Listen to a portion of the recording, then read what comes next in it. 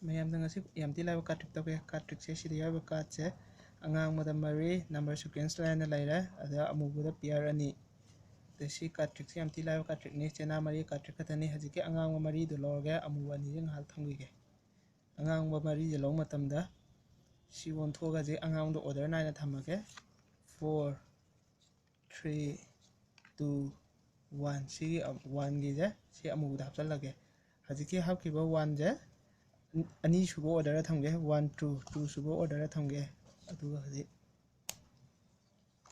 mamang da larame adudage mathang da amuk sigi 2 jisu amuk sigi order jida amuk 2 subo 3 subo order dang thamge 1 2 3 si 3 subo order je si thame thamatam da do ha ka matam da je mamang da larame aduga ka che henjan breng je 1 2 3 4 amuba nim si laire si ka che henjan de ado sigi 3 ge ka che jo amu 4 subo order thamge 1 2 3 4 aduga hagi ka che thamo tamda mamang da larame aduga amu ka che masing thije 1 2 3 4 4 si hatam mathak thamaga do kutna pai do si ka chingere adu ni sage